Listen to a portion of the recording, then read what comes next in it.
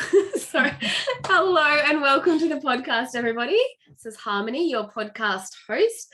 And today I have the amazing Laura Humphreys here, who will be speaking to us about overcoming life struggles and living a more ethical and fulfilling life. So some pretty deep conversation. Thanks for having me. Oh, you're so welcome. I'm super excited. So Laura has been teaching yoga and yoga philosophy for over a decade.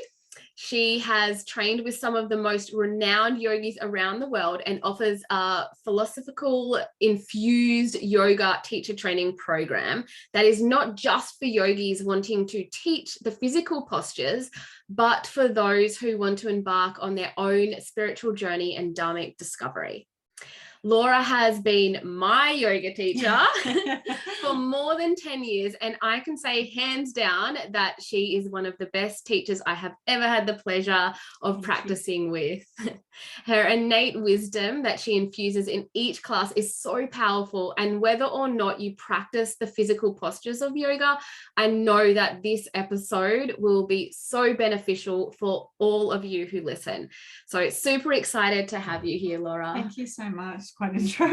Thank you. It is quite an intro, but you deserve it. Thank you so much. Yeah, thanks for having me. You're so welcome. So we're recording this for the podcast, but we're also recording this for my YouTube channel as well. So we're in the room together, which is really nice because a lot of the podcasts I do is over Zoom. So this is awesome. And we spend so much time sometimes after classes talking. It's actually nice to be able to share some of those conversations with other people as well. Absolutely, because we just say, oh, we just wish we just press record on our conversations and podcast would be done. So here we are. But I always start with my rapid inspiration questions. So can you inspire us with what your superpower is? I have been asked this before by a few people, and I don't know if it's a superpower or not, but I think I have for whatever reason, have a natural ability that people seem to just naturally open up around me and they want to share things with me, which I think is a really nice, I think it's a nice gift to have, that people feel comfortable enough that they can drop into that vulnerability. So absolutely, if that's a superpower or not. It's definitely a superpower. Yeah, being really, I guess, receptive and open to people. And I think if you just create the space for people that there's no judgment there or anything, they have the ability to actually express themselves authentically, and and then they're able to share on whatever level they need to. 100%. And what is your favorite quote or mantra at the moment? Well, I actually have a little tattoo of it on my wrist. So you don't forget it. Exactly. But it's also there as a reminder. So it's by Gandhi, Mahatma Gandhi, but be the change you wish to see in the world.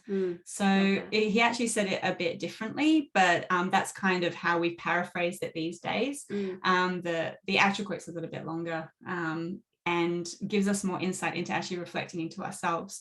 But if we start to that particular quote, I guess, it's a reminder for me that if I want the external world to change for the positive and for the greater good, then I also have to be a contributing factor in that. So absolutely. Totally. And so relevant these days. Absolutely. And who or what's inspiring you at the moment? Well, I have a few different things. Like I also write a bit of poetry as well. So I like, Ripika is like one of my sort of, I suppose, people I aspire to with poetry and stuff. But then I have other things like Dr. Joe Dispenza and another guy who writes poetry, Mark Napo. He's an amazing, but he's a very philosophical as well. So you get that kind of knowledge through it. And I listen to some podcasts that he's been on as well, which are super inspiring because he tells a lot of stories as well that give like deeper moral meaning to them. Nice. So there's just a couple that I kind of been enjoying at the moment. Amazing. And lastly, what does an inspired life look like to you? I think it's having different areas of your life. It's bringing all of those into collaboration where you're living in that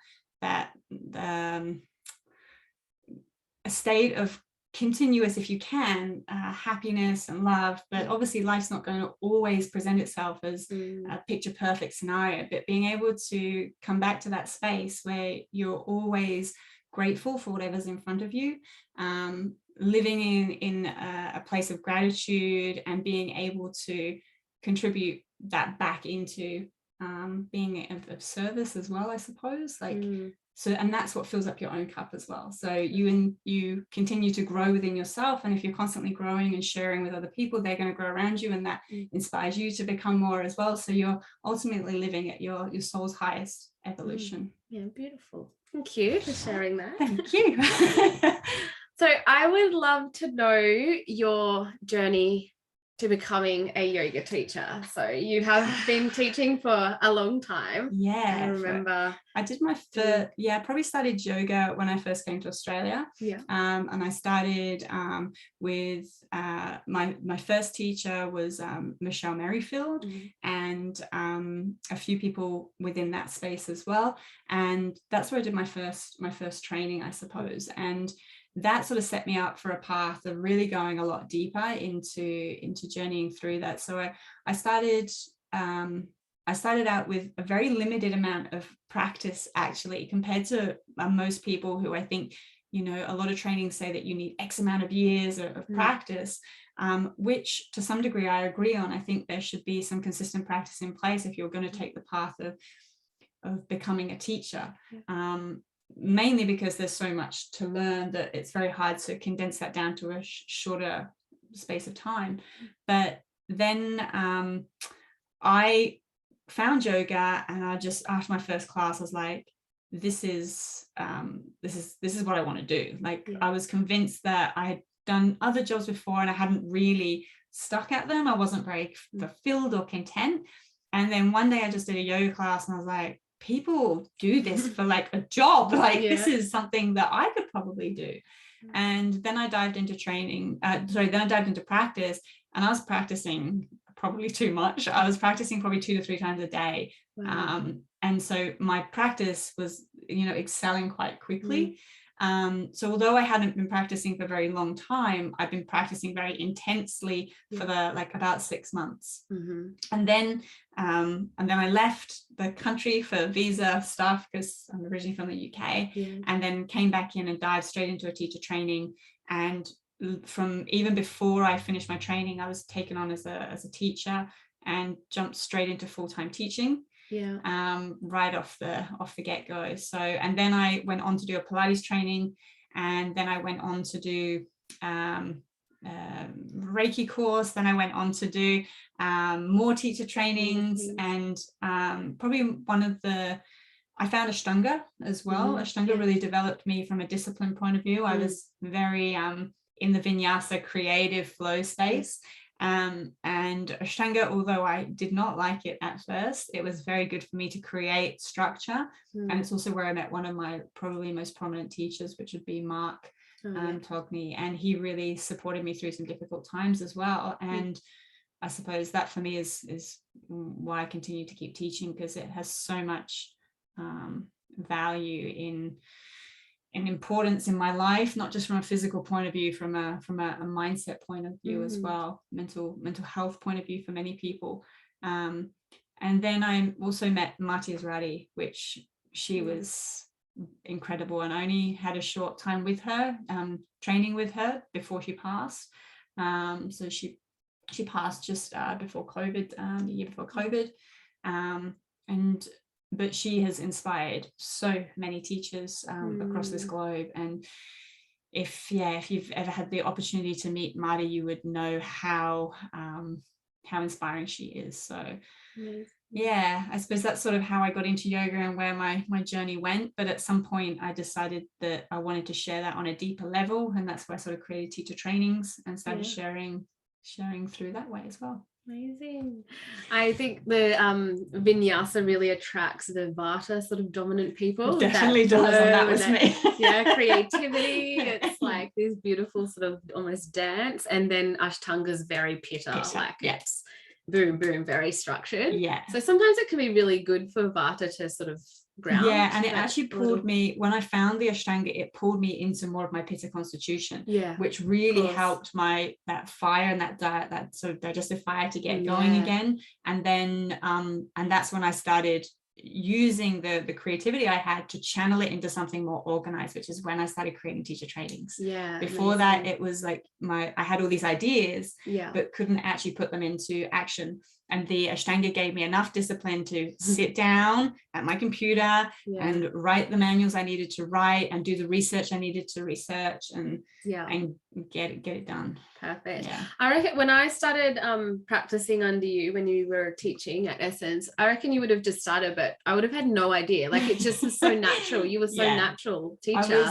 I think for me, people talk about Dharma, and it's just your Dharma. I honestly think it's my Dharma, because I could see straight away, even in training, and it was something I had to deal with quite quickly, because I was kind of dumbing myself down sometimes, because I was actually scared to step into my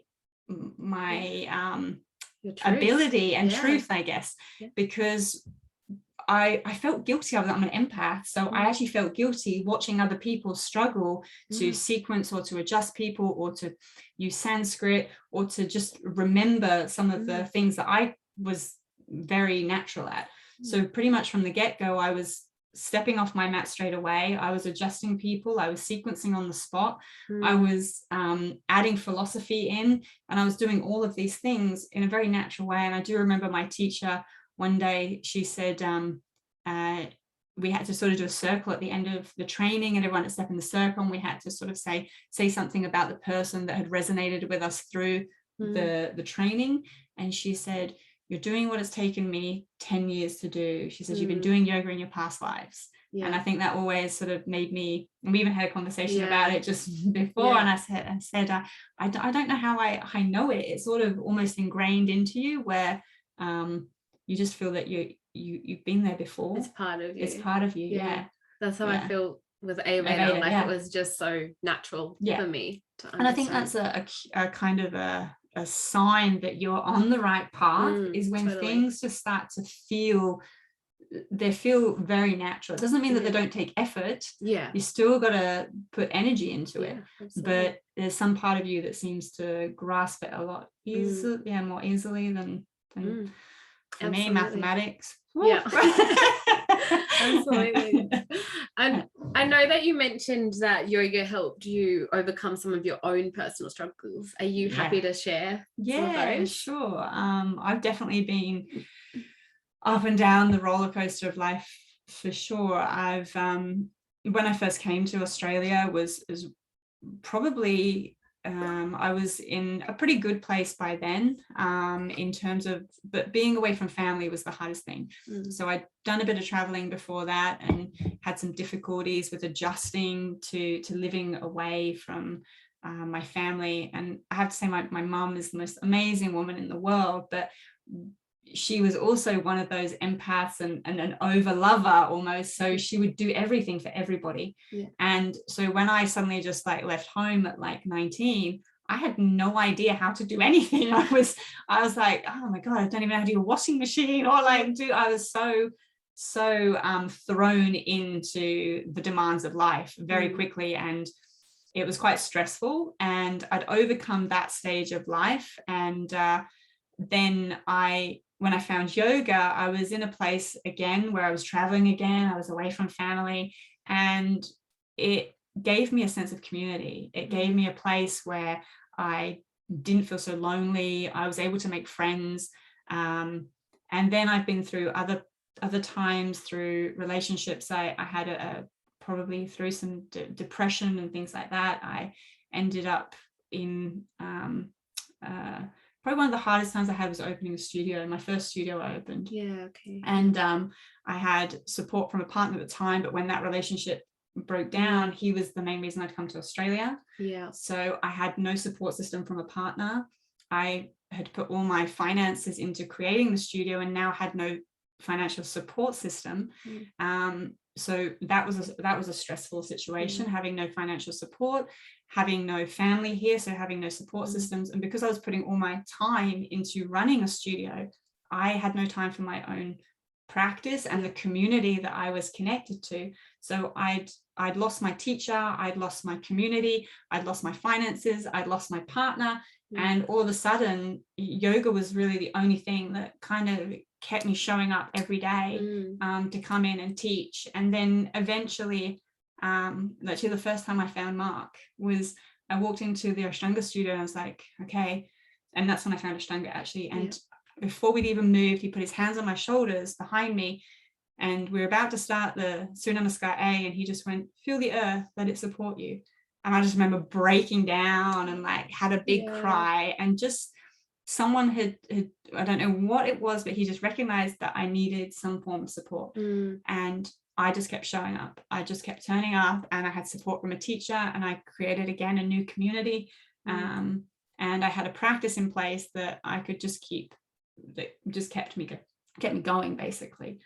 And I think the philosophy too, when we start to understand more about the philosophy, it gives us such a deeper insight into our own mind. So when we are faced with struggles or problems, you can drop back into the philosophy and go and take a step back from whatever the challenge is or whatever the problem is, and you can rationalize it a little bit better and look at the decisions you want to make from a logical point of view rather than just an emotional response as well. Yeah, absolutely. And I think that's the confusion, I guess, with yoga and what it is. In particular, people in the West, like we hear the word yoga and their minds tend to go to like the Insta yoga, people putting themselves in these fancy positions and looking like into a pretzel. Exactly.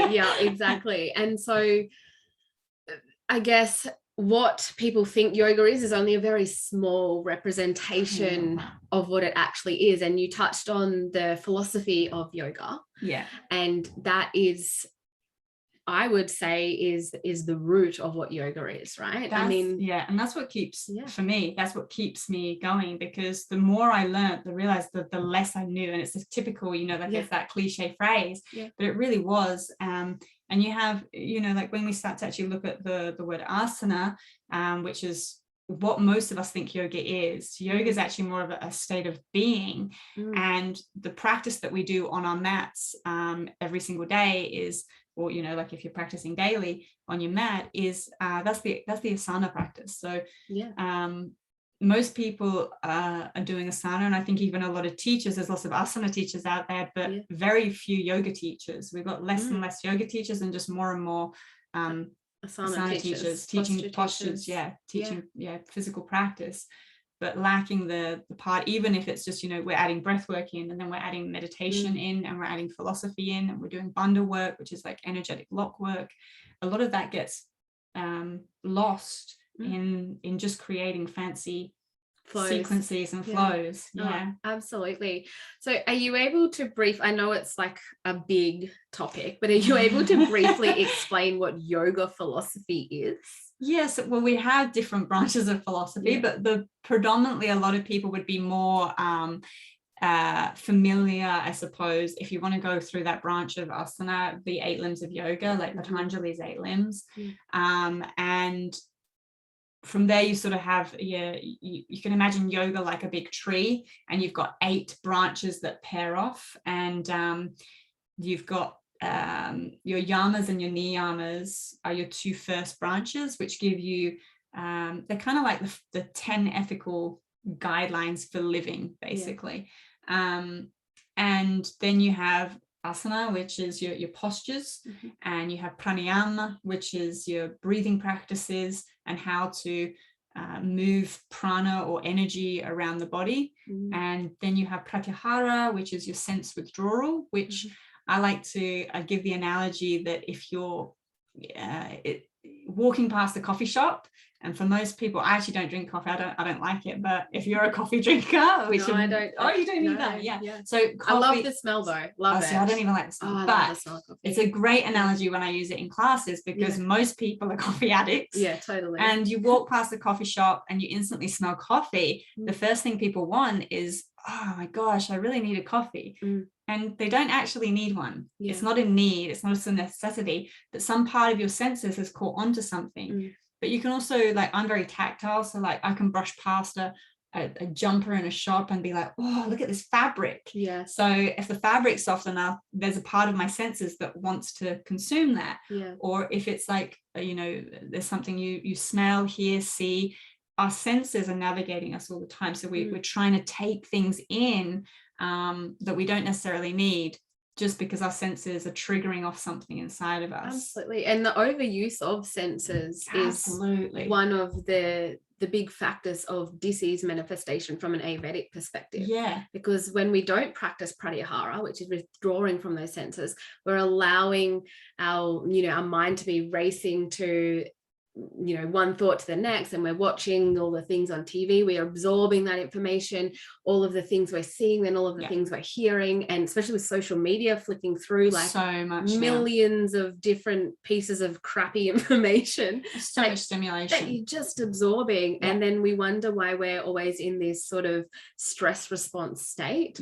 And so what I always sort of explain to my clients who have come in with burnout, adrenal fatigue, hormonal imbalance, is that we need to practice pratyahara, withdrawing from some of those senses, because it is overstimulating us. It's creating an imbalance with the stress hormones constantly being on high alert. And that's the thing, it's not just through your sense organs, it's actually practicing like your mental restraint as well, and being able to withdraw into the mind as well, and what you're stimulating your mind with, whether it's positive information and uplifting information, or whether you're stimulating your mind with toxic information.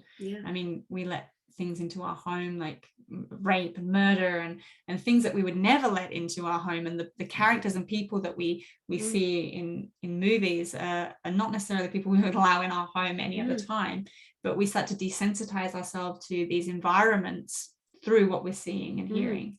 So so that's pratyahara. And then you would start to move, and also the use of pratyahara in asana practice is using the use of drishti points. So the place in which you place your eyes, and for some of you may be aware, but for those of you who are not, there's ultimately only 9 positions for your eyes to travel to in a yoga practice. So but most of the time we're like checking out our nail polish and like flicking with our hair, what's our neighbor over there doing? Guilty. We all are. But as we start to become more refined in our practice and in our pratyahara practice, we start to then hone in our gaze points, and that pulls our senses inwards, but it also then starts to help with concentration. And concentration is the next limb, known as dharana. And dharana prepares you, or the act of single pointed concentration prepares your mind for meditation, which is the next limb. So each one works with each other, but also rolls into the next one as well. They all build upon each other. And then the final one is samadhi. So some people refer to it as enlightenment or nirvana, and it's that I think there's about 9 stages of samadhi, they believe. So you might have gained a glimpse of it at the end of your yoga practice, when the brain waves start to shift into that more alpha state or even theta state, and you start to drop deeper and deeper through shavasana or relaxation for the non-yogis out there. It's such a profound philosophy, and it's amazing that all of those many years ago, when this philosophy was sort of being taught, that it's so applicable today. And that's the thing, it's a system of like a systematic approach to yoga, but there are other ways to experience yoga, and that's what I think when we talk about asana. Asana is just one way, and this system has been created and practiced for thousands of years, and has proven to work because we've had many practitioners who have accomplished the state of yoga or samadhi through this practice. So it's kind of a proven method in reaching that state of existence. But there's there are other ways that you might experience that, and you'll gain glimpses of it. I definitely think I've gained glimpses of it, when I'm snowboarding, where you're so concentrated in those deep moments, and you're at the mercy of the elements, and then people get it when they're surfing, or maybe out in nature somewhere, or in intimate moments with their partner. Like there's other ways to experience it. I think when you just fully embody something, you're fully embodying the practice of whatever it is. you're really in that moment. It's like completely present. Totally. And it's so hard to be present these days. Like everyone's banging on about it, right? But really, in theory, it's hard. It's really because hard. we're not withdrawing the senses. We are constantly being pulled in all these different directions, and we wear so many hats, and there's so much on our to-do list, and we're constantly rushing from one thing to the next and feeling like we have to accomplish life, you know. And so when you're not fully embodying one thing at one particular time, it's very hard to stay in that present space. And I think as well, that's where if we start to embody the yamas, the very first limb, you can start to live in a more ethical way, but also you start to train your own mind. And I think, you know, the evolution within the practice, like you're doing the asana practice, but there's moments where you're going to fall into likes and dislikes. So then we start to connect to like raga and doversha, which we are naturally as human beings, we attach to things that bring us pleasure and the things that give us comfort, and then we, you know, push away or we avoid anything that causes us discomfort or suffering. So this is where we start to come back into those philosophies. And then if we look at the yams and the niyams, we're looking at non-harm, and that's not just to the people around us, but and outwardly it's also how we think within our own mind. Like, are we thinking harmful thoughts about someone or about ourselves? Are we eating in a really mindful way? Are we are we being truthful with the people around us, but also to ourselves? But does that truth, you know, sometimes being completely truthful can also harm someone else. So honoring the first limb, and thinking before you speak or thinking before you act, and just being really present and aware of the yamas and niyamas allows you to be present in life as well. Absolutely. Yeah, definitely. And I think just on like truthfulness, it's like also acknowledging that your truth is not the next person's truth. Absolutely. And to be respectful of that, because, you know, and I say, you know, speak your truth, but do it in a very, like you said, mindful and respectful way. Absolutely. I think at the moment there's a lot going around, like especially in the yogi community, in the spiritual world, of people not being woken off, and all, you know, and then the ego almost gets in the way when it's about diminishing the ego. Spirituality itself becomes the ego. I'm more spiritual than you. So all of a sudden the ego hat is just transformed into spirituality. Exactly. And I think I'd love for you to talk more about the ego, because I think that is something that is very confusing to new practitioners in particular, or people that may have never, you know, even stepped foot in the yoga world. When we talk about yoga, people straight away go to when we talk about ego, people straight away go to like, oh, he's so egotistical, you know, that type of ego. We instantly think ego, and especially from our westernized culture, we think that ego is arrogance. And ego is ultimately just anything that shields or veils your true nature. So even being a shy person can be seen as a form of the ego presenting itself, because you're too afraid to show people your real self. So you're pulling back into your shell of shyness, and not actually able to connect to your deeper sense of self and explore that in the world around you. Ego is ultimately all the habits and the traits and the construct that we have within the mind. And when we talk about removing the ego, we're not talking about removing a sense of arrogance. What we're trying to achieve, I suppose, is the removal of the constructs that are so built in place that when we go back to those likes and dislikes and our habits and our reactions, we have so many things that are automatic in our minds, in our mindset, and in our thought process. And as we start to learn about this, we notice that if someone's triggering us, we will have a natural reaction, and that's just coming from the ego mind, which is there to some degree to want to protect you. It tells you like it's the same as putting your hand on a stove, you know, and you get burnt. the ego, that there's a part that's the difference between danger and fear. There's something that's telling you to not put your hand on the hot plate, the fire, you don't get burnt. So on the hot plate, but there's another part of you, the buddhi mind, that can override the ego mind. So ego mind is there to somewhat protect you, but it's your automatic responses that are so ingrained into you that you just keep repeating the same patterns.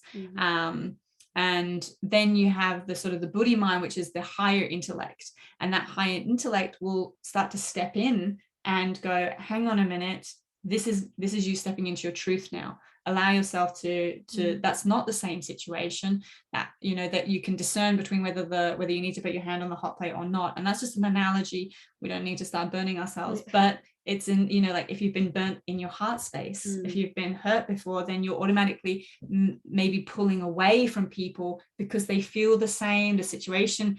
We were talking about it even earlier today, like the patterns show up in our relationships, and we think that person is doing the same things as maybe a previous partner or a family member that you've been hurt by, and you react the same way to new people in your life or new situations based on the fact that you think they're old ones. Absolutely. And the ego, it's always sort of coming from that place of fear. And I guess that's also what you were saying, is it can protect us in some situations, because we do need a little bit of element of fear so that we're not endangering ourselves. And it's recognizing the difference between fear, like that false evidence appearing real, and real danger, where you're actually needing the buddhi mind to step in, and the buddhi mind is that intellect or that discerning mind that sees the truth in the situation.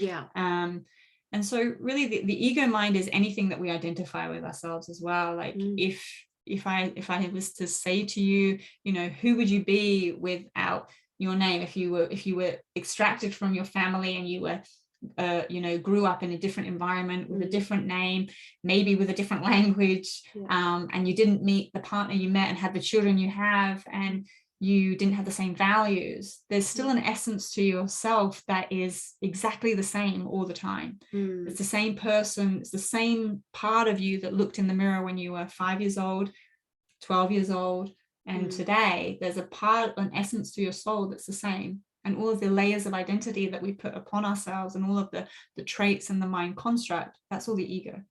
Totally. And I think that, just coming back to what we were saying before about like judging people, right? Like talking, you're not as spiritual, you're not as woke as me. I guess if we can see other people's truth from that buddhi mind, so that we are not using that ego mind, because that's where judgment will come through, where we can sort of understand their truth, maybe not agree with it, but understand and see how they're seeing it, and how that fits in with our beliefs or our ethics or our morals, or how it does not. And just being okay with the fact that it's different. We have different, you just see their truth, you see your truth, neither is the absolute truth. And I think that's absolutely true in itself, because we get so caught up in trying to either fit in with other people, or saying they're not like me, and then we separate ourselves from those people, or we go, oh, that person's like me, and then we pull them in closer. But when we look to the real underneath of everything, ultimately we're all the same anyway. It's just our ego of our likes, our dislikes, our habits, our traits. And even if we don't agree with someone in the yoga philosophy, we just treat that person with equanimity. We don't create a story about it. We just have neutral mind, which can be really hard in some circumstances. So especially if there's a lot of people, there's a lot of people who've been through trauma and distressing situations, that it's very hard to see somebody else that has maybe caused them so much pain or discomfort, to be able to see that person in a different light, and override the emotions that they are harboring inside of them about somebody else. Oh, absolutely. It's definitely a practice, and this whole path, totally, and more than lifelong, lifetimes. Whole path to enlightenment, it's definitely Not going to happen for me in this lifetime. It's all right. We can just come back again. Yeah, I'll have to be coming back to really get there. I think it's a great journey, but it's just for your own evolution as a person and a human. It's just such a beautiful journey to embark on, and that's what yoga has done for me, and that's why I love the philosophy behind it.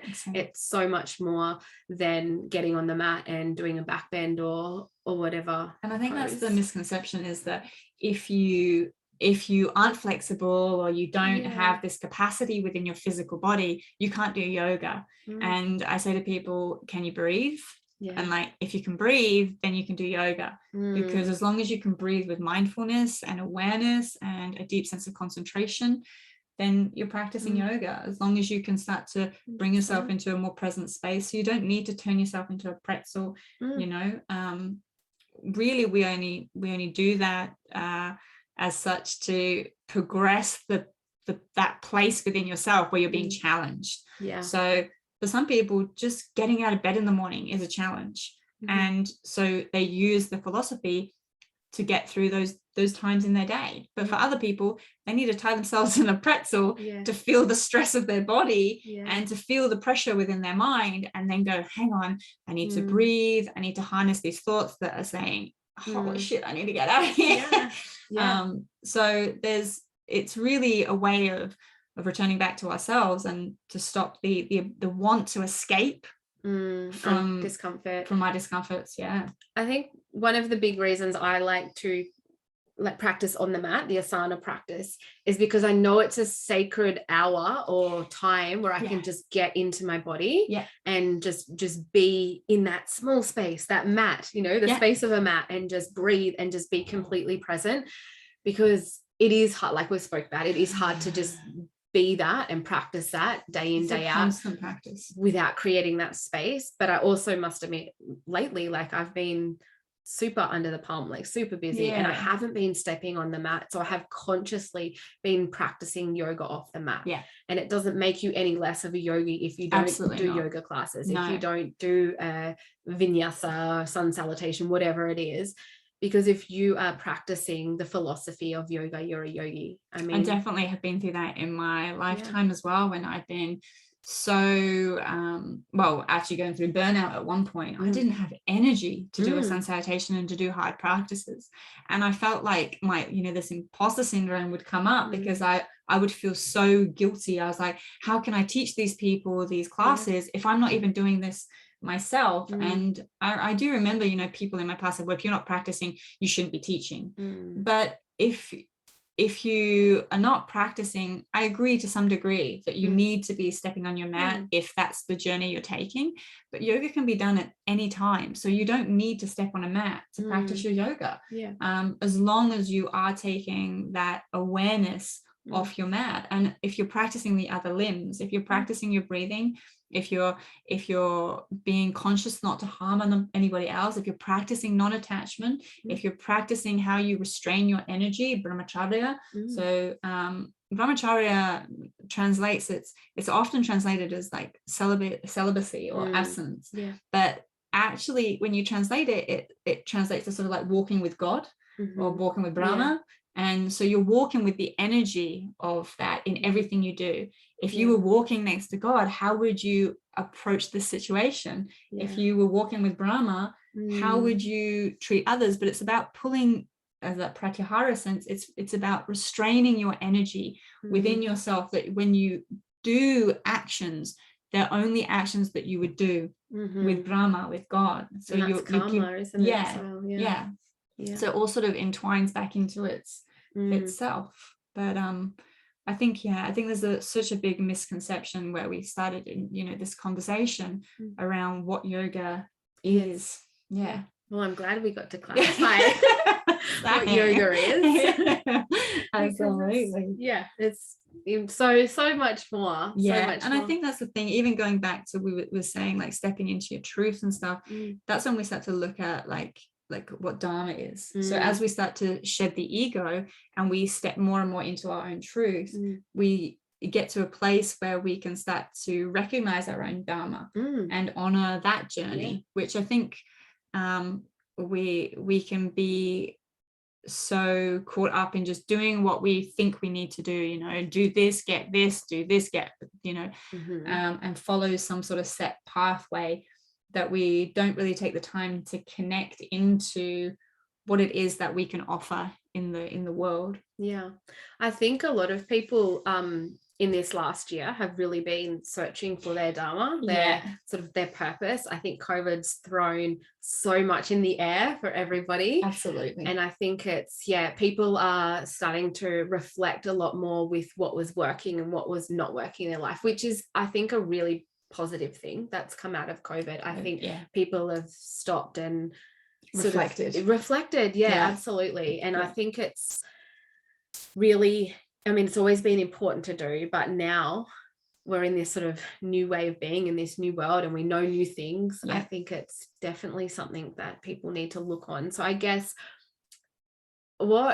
how would you guide people on that? How do you guide people in sort of discovering their Dharma? Well, I would initially say, because a lot of people might be like, what is Dharma? That's the one question I ask, well, what is Dharma?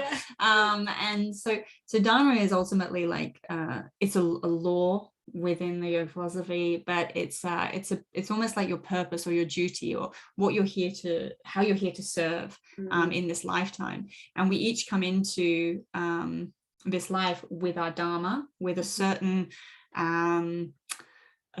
script, as you will, that we need to play out, or a role that we need to play out. And if we don't really fulfill that Dharma, then according to philosophy, we come back and we have to just, if we don't fulfill the Dharma, we got to go back again and fulfill it. So we all get, I like the analogy that if you imagine humanity like a big orchestra, and if within that orchestra, we all get given an instrument, and you can either play the instrument well, or you can play it poorly and not really learn how to use it. So you can play it and make a cacophony, like a jarring, nasty sound, or we can all start to learn to play the instrument that we were given, and we can create a beautiful symphony. So we all have our part to play in bringing everything up to that frequency, or that symphony. And I suppose that's what Dharma is. And to find that, I would say, what brings you joy? I often give like in my classes, I'll get them to come into a sort of meditation, and I'll ask them to contemplate completing the sentences of things like, I naturally, I love to, I'm passionate about, I get inspiration through. And you start to connect into the things that really light you up. What I think the world needs now is, I can serve by, I can help others, I can touch people's hearts by, and you start to connect in the space within you that you start to answer those questions, and that should give you some insight into how you think you can serve, but from a place that you enjoy, that we were saying, that feels natural, that you resonate with, that doesn't feel like, for me, like I've been doing the same job, if you will, for the last, I don't know how many years now, but there's times when I'm like, oh man, I gotta go teach today. There's never a time where I don't enjoy teaching.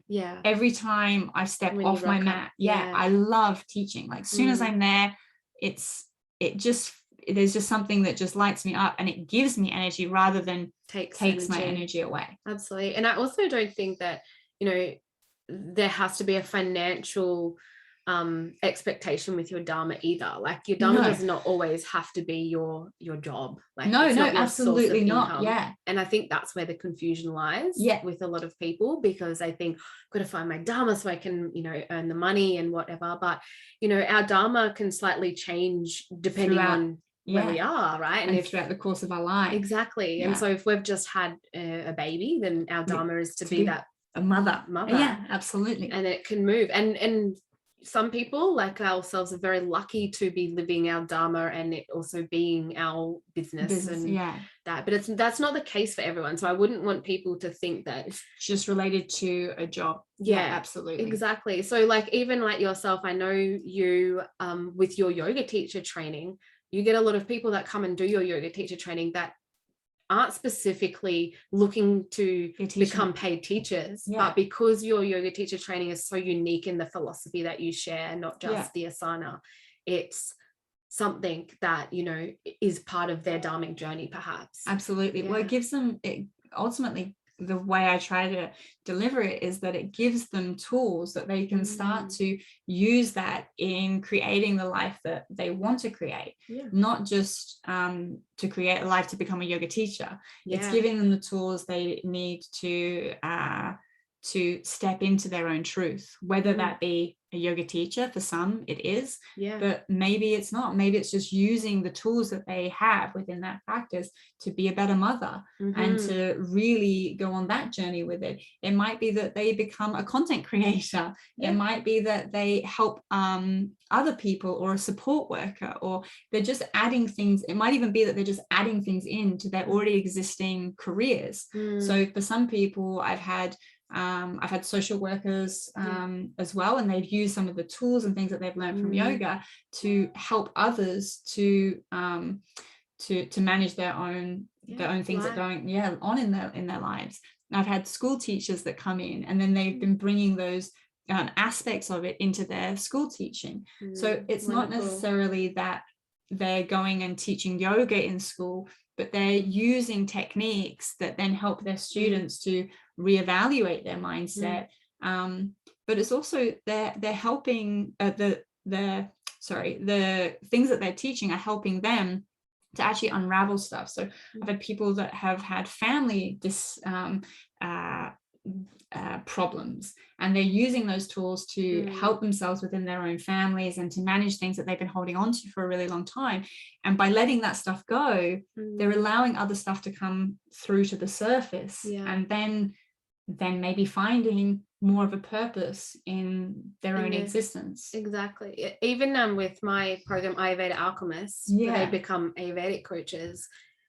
A lot of them, like, we're in the middle of it now, and they're just like so immersed in the practice, because we go through the yamas and the niyamas, and they're really embodying the practice, and they've said it's so much more and so different to what they expected it to be. And beautiful. And whether they come out and make it a business and become coaches, they've already just gained so much personal. It's the growth process within themselves.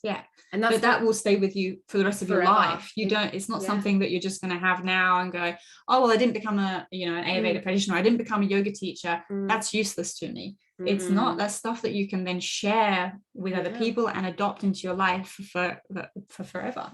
And then you're just on that path. Like yoga, when I did my yoga teacher training, it just opened up a whole new world for me, and it's amazing. It's the same for me. Like as soon as I started, and I think there's also a point where you retain certain information, and then that information may not make sense straight away. So, and then as you start to develop your journey, more and more stuff comes to light, and it's like, oh, I remember that's in my toolbox already. And you can kind of go back and take that onto whatever your next part of your journey is, and it supports you in the next stage as well. I mean, speaking of like the yoga philosophy, the yamas and the niyamas, I actually intertwine that into my business coaching too. It's amazing how well it works in with whatever you do. The yamas and the niyamas are like, although they are yoga, they're kind of just like, be a good human being. Just be a good human. Be a good human being, and be a good human being when you do business. And here's how you can do it. Exactly. And like, whether that's being a good human being in the way you do business, or being a good human being as in the way you are as a friend, or the way you are with your pets or your children, like, or your partners. Like, they're just good ethical guidelines of how to treat yourself and how to treat other people in every aspect of life. It's not just geared towards like, this is a yoga philosophy, and unless you're a yogi, you can't you can't use these guidelines. No, you absolutely nailed it. just the guidelines to be a good bloody human, and that's it. Boom. Well, thank you so much. You always inspire me with all of your wisdom, and Yeah, I really appreciate you coming on. So can you share with our listeners where, if they want to do your teacher training, like when's the next one happening? So the next one, spaces are already filling up, which is pretty awesome. Amazing. And so that's not kicking off till February, but February the 4th is the first like kind of the welcome ceremony that we have. We usually do that on a Friday evening because it's always just nice to have like an evening session together. And then it runs for 10 consecutive weeks, just on weekends. So Saturday and Sunday from about 9:30 till 4 p.m. We include everything from asana practice to meditation to pranayama. Obviously, like the philosophy, we go into the 8 limbs and the yamas and the niyamas. And then we also actually go into a little bit of like even quantum physics and consciousness and where those two connect. But yeah, that kicks off in February. So wonderful. If you want to jump on, you can just go to like sort of laurahumphreys.com and all the information should be there. But if not, you can contact Harmony. I'm sure she can point you in the right direction as well. I'll put it all in the show notes. Yeah, and if you want to practice, if you want to come and try yoga or practice with me, I'm sort of teach all around the Gold Coast. So and your timetable is up on your website as well. It's all up on my website. Yeah. And watch this space, because I have a feeling you're going to be doing some online philosophy programs as well, which would be awesome. So I have some hopefully in the when I get my picture in place. I should have some online courses coming out as well, which will be amazing. So good. Well, thank you so much. You're welcome. Thank you. And namaste. Thank you, everybody. Thanks, guys.